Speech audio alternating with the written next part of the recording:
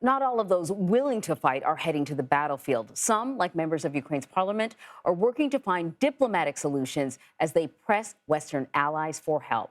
Here to discuss that is Inna Sovsun. She's a member of Ukraine's parliament, and she is sticking her ground. You are in Kyiv, Inna.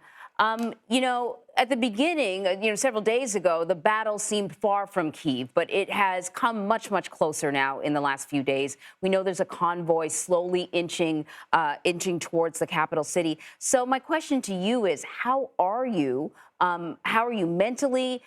And how are you passing the time? As for the military situation around Kiev, it actually did get much closer to Kiev the very first 2 days of war. As of now, we do have several convoys, several tank convoys around the city. We have also seen this 60 kilometers of what appears to be a supply convoy in the direction of the city, moving from north. But they haven't moved too much for the past 3 days as of now. So it seems like the city is under control of the Ukrainian government. The major fightings are taking place in the smaller towns north and northwest of Kiev. But in Kiev, it is pretty safe, apart from the explosions that we hear from time to time, but they do not mostly hit the targets that they are aiming at. The situation in several other cities is much more complex. In my native city of Kharkiv, which is in eastern Ukraine, 2 million people city, it is being so heavily bombarded by the Russians for the past 3 days. I'm getting messages from people there, my former classmates, my teachers. They're all saying that those are the pictures of this. This is the central square that you are seeing there in Kharkiv. Actually, the bomb just blew up in the central square. Another bomb in another part of the city center, like 5 minutes walk from my school.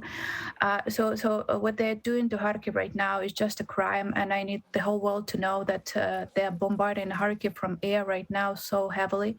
But I'm getting messages from people over there, and they're all staying very strong, and they all say they will not surrender, and they all just say that they want these fascists out of our land and of our country.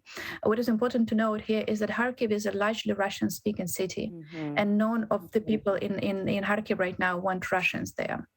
Yeah, when Putin talks about defending Russians who are somehow being sort of attacked or isolated or whatever by Ukrainians, that's just not the case. What you're talking about are other Russian-speaking people who are under attack, under siege right now. You are a member of the opposition.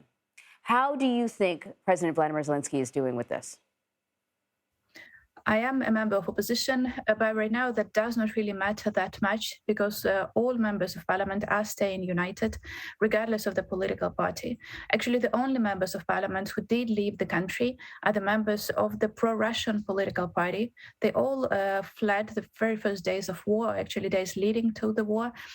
They all left to the West, which is, just shows how hypocritical they are. They didn't leave from Mother Russia, but to the Western countries.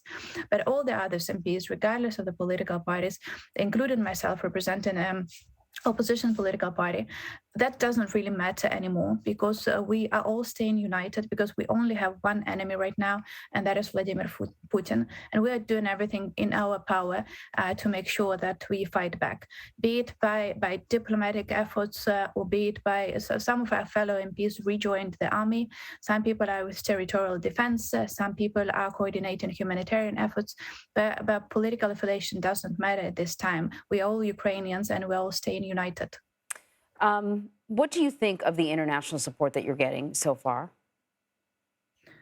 Well, we are grateful for the efforts that have been put so far. We do see that the effect they're having on the Russian economy. We are asking for more, however. We are asking for more support to the Ukrainian army. I believe everyone in the world now sees how strong and resilient it is, but any other support to the army is extremely appreciated. We are also asking for tougher sanctions on Russia.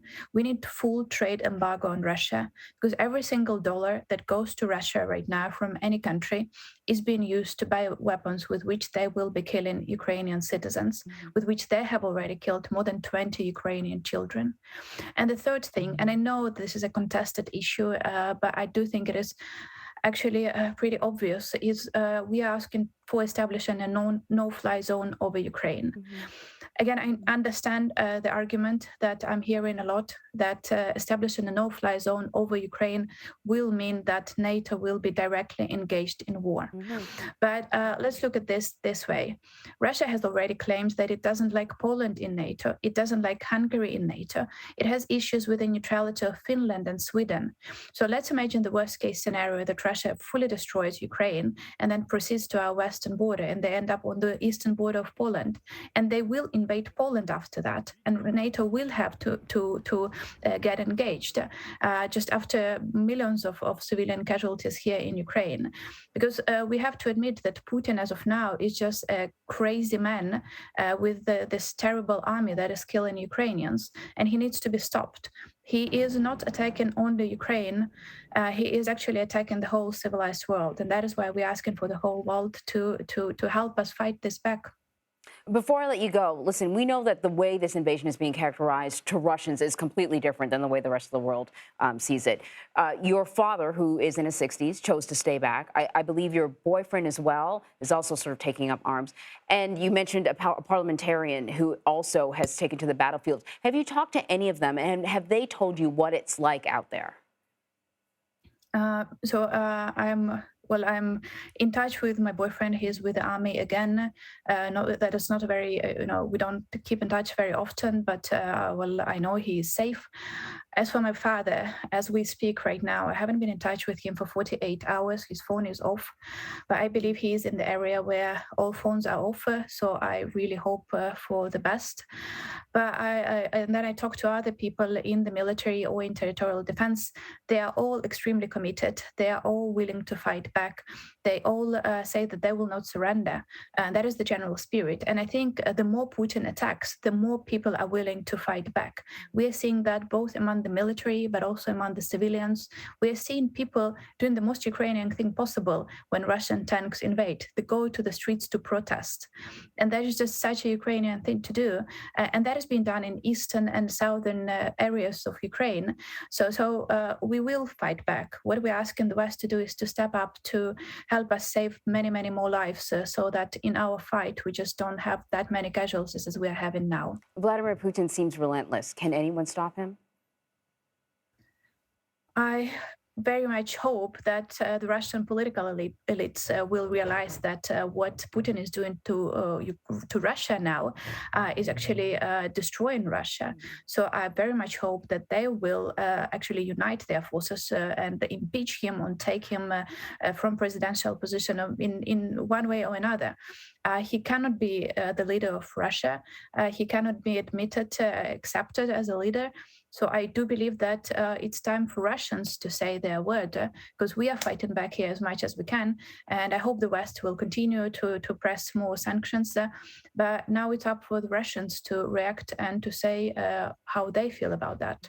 Inna, stay safe. I hope you are reunited with your dad, your mom, who I know has left the country, and your boyfriend very, very soon. Thank you. Thank you.